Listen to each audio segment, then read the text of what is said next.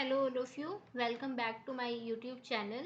सो guys, आज जो हम वीडियो कर रहे हैं ये क्वेश्चन नंबर 94 से स्टार्ट हो रही है। क्वेश्चन नंबर 93 तक हम अपनी पहले वाली वीडियोस में कंप्लीट कर चुकी हैं। ओके, और आपको अगर वो वीडियोस देखनी हो तो फिर मैं उसको डिस्क्रिप्शन बॉक्स में आपको लिंक प्रोवाइड करवा दूंगी। और आपको आज की वीडियो यूजफुल लगे तो आप वीडियो को लाइक करिएगा, चैनल को सब्सक्राइब करिएगा। ओके, तो अभी हम जो ये क्वेश्चंस कर रहे हैं कॉमर्स के एनटीए नेट के कॉमर्स के क्वेश्चंस हैं। इसके बाद आज ये पूरी सीरीज कंप्लीट हो जाएंगी।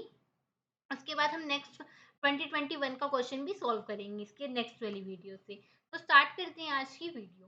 फर्स्ट यहाँ पर है question, which one among the following is the oldest form of organisation. तो यहाँ पर कौन सी फॉर्म पूछी है? ओल्डेस्ट फॉर्म पूछा गया है ऑर्गेनाइजेशन का।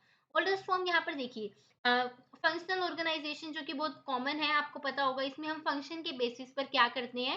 फंक्शन के बेसिस पर हम इसको ऑर्गेनाइजेशन को डिवाइड करते हैं डिपार्टमेंट्स में। हम अलग अलग सेपरेट सेपरेट डिपार्टमेंट बनाते हैं, जैसे मार्केटिंग का अलग से, परचेज डिपार्टमेंट का अलग से। ओके, तो ये तो न्यू टाइप का एक ऑर्गेनाइजेशन है। तो यहाँ पर जो लाइन ऑर्गेनाइजेशन होता है, ये हमारा ओल्डेस्ट फॉर्म जो होती है ऑर्गेनाइजेशन की, वो मानी जाती है, जो पहले के टाइम पर होती थी, जो काफी टाइम और काफी सालों पहले से चली आ रही है। राइट, तो यहाँ हमारा आंसर हो जाएगा line organisation. Okay, functional organisation पर भी क्वेश्चन आ जाता है, इसलिए मैंने आपको टर्म बता दी। यहाँ पर फंक्शन के अकॉर्डिंग हमारे क्या होते हैं, डिपार्टमेंट डिवाइड होते हैं, जिससे हमारे जो मैनेजर्स होते हैं उनको कौन सी बेनिफिट स्पेशलाइजेशन मिलती है, फंक्शनल स्पेशलाइजेशन उनमें आ जाती है।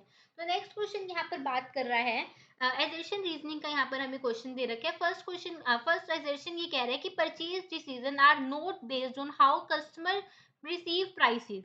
कह रहे हैं कि जो भी हमने अपना प्रोडक्ट खरीदना है, कुछ भी परचेज करना है मार्केट से, वेदर इट इज क्लॉथ, ठीक है, फुटवियर, जो भी आपको लेना है, तो कह रही है वो how customer perceive prices but on the marketer stated price. तो कह रही है कस्टमर जितना भी प्राइस जो रेट सोचते हैं ना अपने माइंड पर, उस पर डिपेंड नहीं करती ये चीज, बल्कि मार्केटर ने क्या प्राइस रखा हुआ है ये चीज उस पर डिपेंड करती है। तो आप ये खुद जनरली आप सोच सकते हो क्या ये चीज एजर्शन ट्रू है? बिल्कुल भी नहीं। क्योंकि अगर आपको कुछ खरीदना है तो आप अपने माइंड में उस चीज की क्या लगाओगे, पहले वर्थ लगाओगे कि हाँ ये चीज तो इतने की होनी चाहिए, और जो भी उसका प्राइस होगा, जैसे अगर आपने सोची ये चीज तो मुझे 500 में चाहिए और उसका प्राइस 700 या 800 है, मार्केटर ने उसका प्राइस 800 रखा हुआ है और आपने उसका प्राइस 500 सोचा है, तो आप परचेज डिसीजन उस चीज को परचेज करोगे? नहीं करोगे ना। तो यानी कि परचेज डिसीजन किस पे डिपेंड होता है?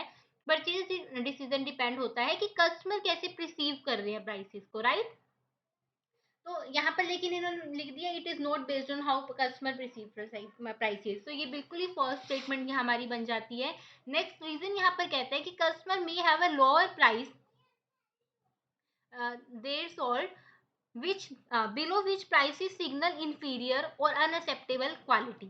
कह रहे हैं कस्टमर ने जो भी प्राइस अपना सोच रखा होगा ना, जैसे हमने 500 किसी चीज का अमाउंट सोच रखा है, तो अगर हम मार्केटर ने उसका प्राइस बिलो रखा हुआ है तो हमें वो चीज लगेगी ये तो इंफीरियर क्वालिटी का होगा। 500 की तो हमारे फुटवियर 500 की अगर हमने सोच ली कि 500 के आएंगे और हमें मिल रही है मार्केट में वो 200 के, तो हम यही सोचेंगे ना, नहीं नहीं इनकी कॉस्ट तो 300-400 के लग रही है, अगर वो 200 की हमें मिल रही है तो हमें कहीं न कहीं ऐसा लगेगा कि शायद क्वालिटी अच्छी नहीं है, शायद इन्होंने कुछ सही से कर नहीं रखा होगा, तभी 200 का ये लोग सेल कर रहे हैं। तो हमें कैसी लगेगी? उसकी क्वालिटी अनअक्सेप्टेबल लगेगी। लेकिन अपर प्राइस होगा अगर उसका, मतलब हमने 500 का सोचा और प्राइस 800 का है, तो हमें लगेगा कि product appears not worth the money, कि ये तो इतनी इसकी वर्थ ही नहीं है, ये तो ऐसे ही पैसे ज़्यादा ले रहे हैं। तो फिर इन्होंने ये रीज़न क्या दिया? बिल्कुल सही दिया कि कस्टमर जो भी प्राइस रख सोचेगा, अगर प्राइस उससे कम होंगे तो उसको लगेगा कि इंफीरियर क्वालिटी है, प्राइस उससे ज़्यादा होंगे तो वो हमें लगेगा कि it is not worth the money. तो फिर ये यहाँ पर रीजन बिल्कुल क्या हो जाता है? ट्रू हो जाता है हमारा। ठीक है, तो एजर्शन वाला क्या हो गया है? बिल्कुल फॉल्स स्टेटमेंट, बट रीजनिंग क्या हो गई है? बिल्कुल करेक्ट हो गई है यहाँ पर हमारी। तो ये हमारा ऑप्शन नंबर ए फर्स्ट जो है आंसर हो जाएगा इसका। राइट, तो नेक्स्ट क्वेश्चन अभी हम देखते हैं। नेक्स्ट क्वेश्चन है क्वेश्चन नंबर 95। यहाँ पर भी एजर्शन रीजनिंग का ही क्वेश्चन है।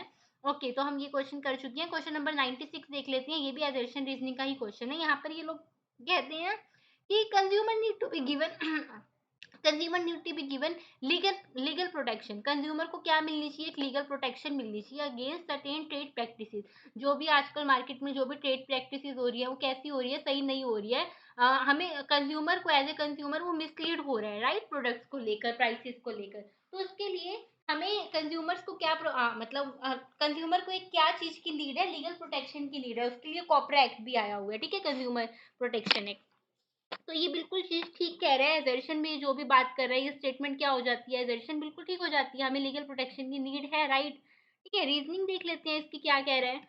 रीजनिंग में यहाँ पर बात आ रही है कि protection as per market forces, यहाँ पर लिखा हुआ है ना, देखिए रीजन में, protection as per market forces and caveat emptor is not enough as perfectly competitive market is an economist's dream and consumer sovereignty is a myth। ठीक है, और कंज्यूमर सॉवरिटी को यहाँ पर किस बात को कहा गया, इज ए मिथ। जो भी कंज्यूमर के हाथ में जो पावर है वो एक एक्चुअल में मिथ है। तो ये भी बिल्कुल ठीक यहाँ पर रीजन कह रहा है या फिर रॉन्ग कह रहा है, आप देखना पड़ेगा और एजर्शन के साथ देखना पड़ेगा कि इसको रीजन जो है फुली एक्सप्लेन कर रहा है या नहीं कर रहा है।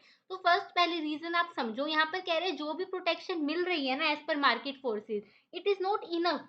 ठीक है, and caveat emptor it is not enough, enough नहीं है, क्योंकि यहाँ पर क्या होता है, let the buyer be aware, हमें यहाँ पर कहा जाता है कि बायर को सोचते टाइम भी अच्छे से डिसाइड करना चाहिए कि वो चीज वो खरीदना चाह रहा है, उस पर इंस्ट्रक्शंस को रीड करना चाहिए। ठीक है, तो ये चीज जो है कॉम्पिटिटिव मार्केट में एक ड्रीम रह गई है। देखिए ना, चाहे हमारे पास कॉपरा एक्ट है, बट फिर भी हमें कई बार कभी कभी ऐसा लगता है कि हमारे को मिसलीड करा गया है, सही से नहीं प्रोडक्ट हमें मिल रहे हैं मार्केट में। ठीक है, और हमारे पास एज ए कंज्यूमर हमारे पास कोई पावर नहीं है, बट हम बुक्स में पढ़ते हैं, हर जगह जब हम रीड करते हैं तो हमें कंज्यूमर पावर मिलती है। But in reality consumer power एक क्या है, जस्ट एक मिथ ही तो है, ऐसा कुछ नहीं होता है। ठीक है, कोई प्रोटेक्शन नहीं है एक्चुअली में कंज्यूमर्स के हाथ में। ठीक है, तो फिर यहाँ पर दोनों ही स्टेटमेंट क्या बन जाती है, करेक्ट है। Both A and R is R correct. But जो आर है वो राइट एक्सप्लेन नहीं कर पा रहा है ए को। ठीक है, क्योंकि एजर्शन में ये कह रहा था कि हमें लीगल प्रोटेक्शन की नीड है, लेकिन लीगल प्रोटेक्शन की नीड क्यों है, उसका रीजन यहाँ पर हमें सही नहीं मिल रहा है, राइट।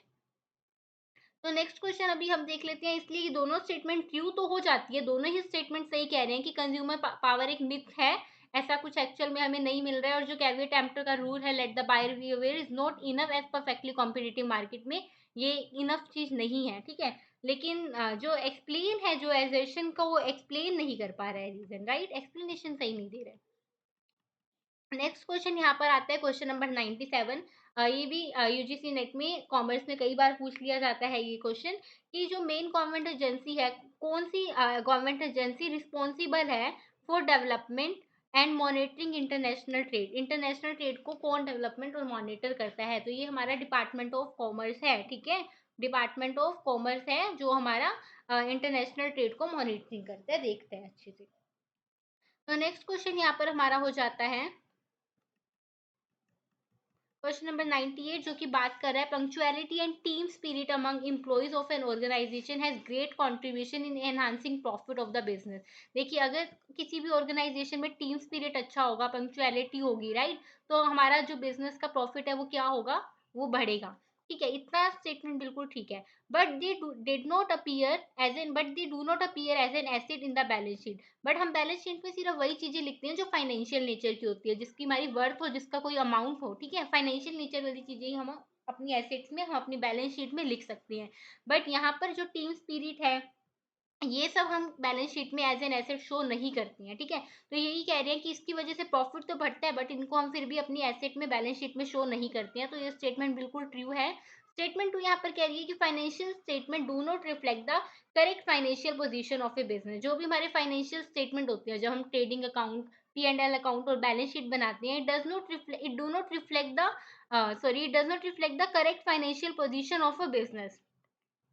तो ये जो है बिजनेस की एग्जैक्टली सही तरीके से फाइनेंशियल पोजीशन को शो नहीं करती है, क्योंकि अभी बताया ना, ऊपर भी ये भी इन्होंने भी बताया कि वहां पर टीम स्पिरिट, पंक्चुअलिटी, वो सारी चीजें जिनको हम मनी में वर्थ नहीं, मनी में नहीं लिख सकते, एज ए फाइनेंशियल नेचर की नहीं है, वो नॉन फाइनेंशियल नेचर की है, वो तो हम मेंशन ही नहीं कर रहे हैं बैलेंस शीट में। तो जो पोजीशन आती है, हमारी फाइनेंशियल पोजीशन आती है बिजनेस की, वो करेक्ट नहीं होती है, राइट। तो दोनों ही स्टेटमेंट यहाँ पर क्या हो जाते हैं, ट्रू हो जाते हैं।